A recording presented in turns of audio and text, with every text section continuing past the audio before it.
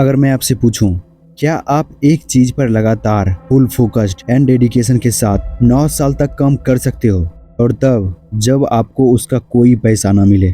शायद आप सभी का जवाब ना ही होगा। और अगर मैं आपको कहूँ कि वो काम आपको लॉन्ग टर्म में ह्यूज सक्सेस दे सकती है, फिर भी 80% लोग इसके लिए तैयार नहीं होगा। सिर्फ 20% ही यस को चूज करेगा और उन 20% में भी सिर्फ 1% ही होगा जो इस चैलेंज को अचीव करने की कोशिश करेगा। आपको लग रहा होगा कि ये एक इमेजिनेशन है, लेकिन क्या हो 1% में ही एक ऐसा पर्सन है जिन्होंने इसे रियल में किया है। 9 ईयर तक बिना प्रॉफिट के एक ही काम में लगे रहे और एक ऐसा नेटवर्क बनाया जिसे आप Amazon.com के नाम से जानते हो। Amazon क्या है और ये किस काम में यूज होता है, इसके बारे में आप अच्छे तरह से जानते होंगे, लेकिन इसे किसने बनाया, क्यों बनाया और कब बनाया, शायद आप इसके बारे में नहीं जानते होंगे। तो आज का वीडियो इसी के ऊपर डेडिकेटेड है। Amazon के ह्यूज सक्सेस के पीछे एक ही पर्सन है और उसका नाम है जेफ बेजोस।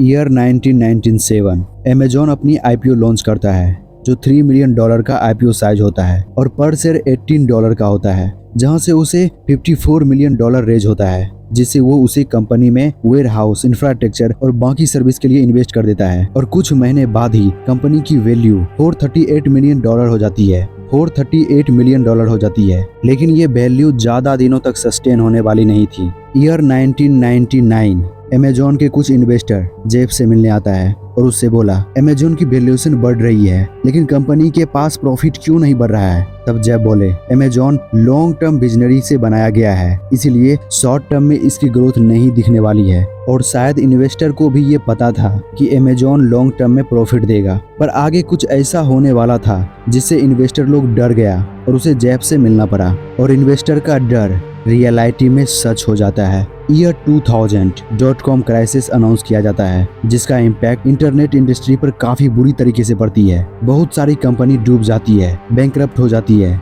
निगेटिव में चली जाती है और उसमें एक Amazon भी होता है। इसका इम्पैक्ट Amazon में भी काफी बुरी तरीके से पड़ता है। कंपनी का शेयर $109 से लेकर $9 तक आ जाती है, मानो कि Amazon का भी अंत हो चुका होता है।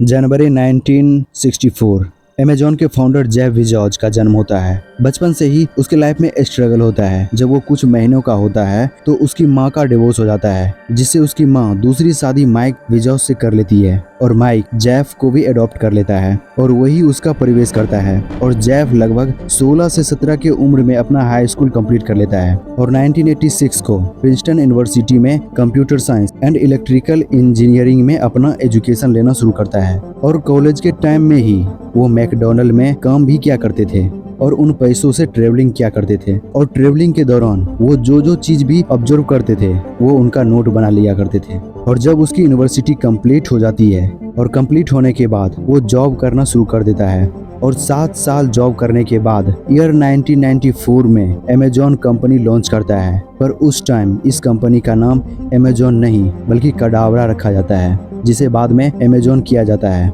और ये कंपनी उस टाइम एक ऑनलाइन बुक स्टोर के नाम से जाना जाता था, जहां से लोग ऑनलाइन बुक ऑर्डर करता था और जेफ उस बुक को उसके घर डिलीवर कर देता था। और ये कंपनी इतना सक्सेस हुआ कि जेफ को इस कंपनी को स्केल करना पड़ा। उसके लिए उन्होंने IPO लॉन्च किया और उस पैसे से Amazon को एक्सपेंड किया। पर 2000 में .com क्राइसिस आया, जिससे कंपनी बैंकरप्टी के कगार पे आ गया था, पर जेफ ने इसे अच्छे तरह से हैंडल किया और ईयर 2003 में अपनी प्रॉफिट रिवील किया, जिससे लोगों को इस कंपनी पर और ट्रस्ट बना और Amazon में पैसे इन्वेस्ट किए। और तब से Amazon आज तक कभी भी पीछे मुड़ के नहीं देखा। अब जेफ अपनी कंपनी को डाइवर्सिफाई करना शुरू किया, स्पेस रॉकेट बनाया, किंडल लॉन्च किया, Amazon वेब सर्विस लॉन्च किया और न जाने कई तरह के कंपनी को लॉन्च किया। और 2018 में वर्ल्ड का सबसे रिचेस्ट पर्सन बन गया और 2019 में उसका डिवोर्स भी हो जाता है। पर जेफ के लाइफ में इससे कोई ग्रोथ नहीं रुका और आज Amazon कहाँ है